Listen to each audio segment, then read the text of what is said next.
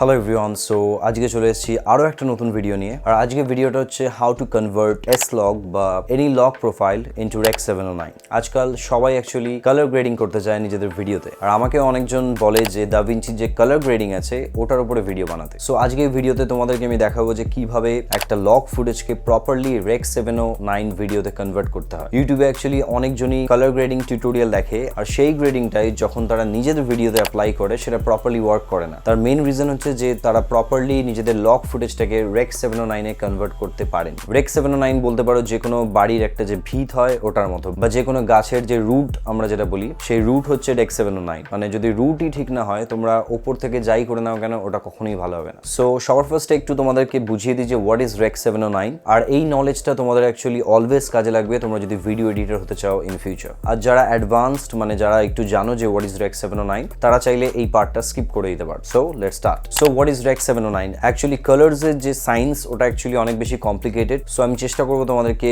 Easy ভাষায় মানে বোঝানোর। এই পৃথিবীতে অ্যাকচুয়ালি যত কালার মানে এক্সিস্ট করে অ্যাকচুয়ালি সেইভাবে তো কালারও এক্সিস্ট করে না, বাট এই ভিডিওটা সিম্পলিসিটির জন্য আমরা ধরে নিই যে ওয়ার্ল্ডে যত কালার্স আছে বেসিক্যালি সেই সব কালারের মধ্যে কিছু পার্সেন্টেজ কালার্সই হিউম্যান আই দেখতে পায়। যেরকম কিছু অ্যানিমেলস বা কিছু বার্ডস আছে যারা আমাদের থেকে বেশি কালার্স দেখতে পায়, আবার কিছু এমন অ্যানিমেলস আছে যারা অনেক কম কালার্স দেখতে পায় আমাদের হিউম্যানসদের থেকে। যেরকম ডগস হচ্ছে শুধু ইয়েলো আর ব্লু দেখতে পায়, আর হিউম্যান আই অ্যাকচুয়ালি ইয়েলোটাকে প্রপারলি দেখতে পায় না। আমরা অ্যাকচুয়ালি গ্রিন আর রেড মিক্স করে যে ইয়েলোটা ক্রিয়েট হয় সেই ইয়েলোটাই আমরা অ্যাকচুয়ালি দেখতে পাই, কারণ আমাদের আইজ এর মধ্যে যে রিসেপ্টর আছে ওটা অ্যাকচুয়ালি RGB মানে তিনটে রিসেপ্টরই আছে, red, green and blue. So আমরা যত কালার্সই দেখতে পাই না কেন সেগুলো এই তিনটে কালারকে মিশিয়েই অ্যাকচুয়ালি তৈরি হয়েছে। আর ক্যামেরা যখন তৈরি হয় সেটা অ্যাকচুয়ালি হিউম্যান আইজ এর মতোই ওটাকে ডিজাইন করা হয়েছে। সো আমরা যেরকম যত কালার্স দেখতে পাই একটা ক্যামেরাও অ্যাকচুয়ালি তত কালার্সই দেখতে পায়। নাও দ্য প্রবলেম ইজ 90% যে তোমরা LCD দেখো সেটা তোমাদের টিভি হোক বা কম্পিউটার হোক, ইভেন মোবাইল ফোনস,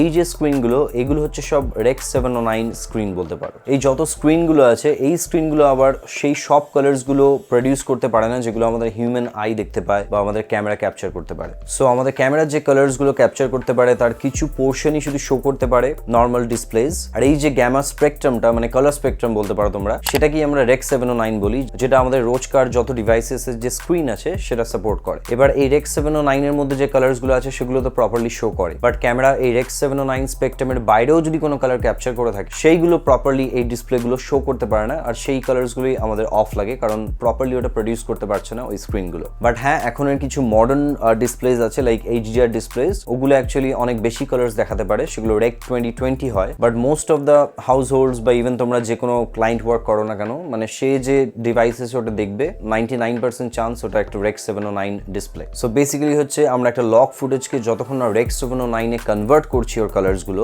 ততক্ষণ একটা ডিসপ্লেতে ওটা প্রপারলি শো করবে না। সো যে কোনো এডিটিং স্টার্ট করার আগেই অলওয়েজ তোমাদেরকে একটা লগ ফুটেজকে REC-709 এ কনভার্ট করতে হবে, তারপরে তোমরা ওটাকে এডিটিং প্রসেসে ফার্দার নিয়ে যেতে পারো, তবেই ওর এক্স্যাক্ট কালার্স ওগুলো তোমরা ডিসপ্লেতে দেখতে পাবে। সো কনভার্ট করা এই জন্যই ইম্পর্টেন্ট যে তুমি তোমার REC-709 ডিসপ্লেতে যেভাবে ওটাকে কালার্সগুলোকে এডিট করেছো সে নেক্সট পার্সনটা যখন তোমার এই ভিডিওটা তার স্ক্রিনে দেখবে দুটো যাতে সেম দেখায়। সো এবার চলে আসছি যে DaVinci Resolve সফটওয়্যারটার মধ্যে কিভাবে একটা লগ ফুটেজকে আমরা প্রপারলি REC-709 এ কনভার্ট করতে পারবো। এটা অ্যাকচুয়ালি অনেক রকম ওয়েজ আছে, বাট আই থিঙ্ক দুটো ওয়েজ আছে যেটা সবচেয়ে মানে প্রপারলি ওয়ার্ক করে আর I think best. First of all হচ্ছে তোমরা যেই ক্যামেরা ইউজ করো না কেন, যদি তোমরা সনি বাদেও অন্য কোনো ক্যামেরা ইউজ করো তাহলে তোমরা ক্যানন ইউজ করলে C লগ দেখতে পাবে, নাইকন ইউজ করলে N লগ হবে, যদি তোমরা সনি ইউজ করো আমার মতো তাহলে S লগ প্রোফাইলস দেখতে পাবে। সো একটা ইজি ওয়ে হচ্ছে যে পার্টিকুলার যেই ক্যামেরা ম্যানুফ্যাকচারার তোমরা ক্যামেরা ইউজ করছো তাদের যে অফিসিয়াল ওয়েবসাইটটা আছে তোমরা ওখানে গিয়েই তোমরা কনভার্সন লাট পেয়ে যাবে। এবার এই কনভার্সন লাটটা তোমরা যদি DaVinci Resolve এ ইউজ করো তাহলে অটোমেটিক্যালি মানে ওয়ান ক্লিকই তোমাদের যে লগ ফুটেজটা আছে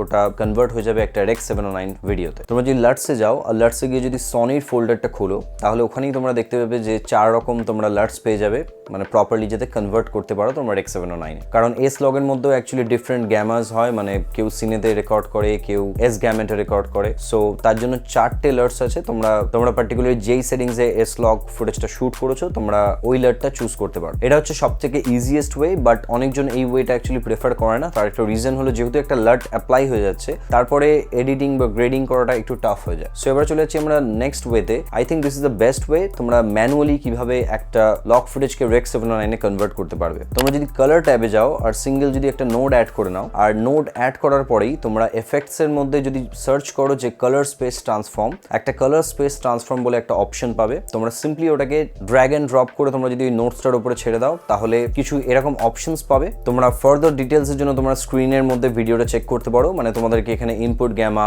আউটপুট এগুলো তোমরা ম্যানুয়ালি সেট করতে পারো।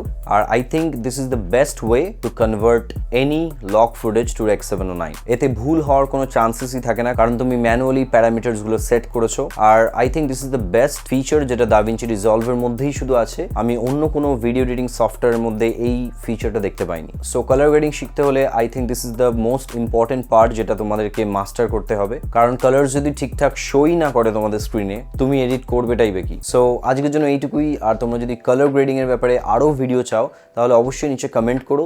আর সাবস্ক্রাইব করতে একদমই ভুলো না, কারণ ইচ অ্যান্ড এভরি উইক আমি এরকমই কিছু না কিছু ভিডিও নিয়ে আসতে থাকি। আর ভিডিওটা থেকে যদি হেল্প হয়ে থাকে, প্লিজ লাইক করতে ভুলো না। So bye for now.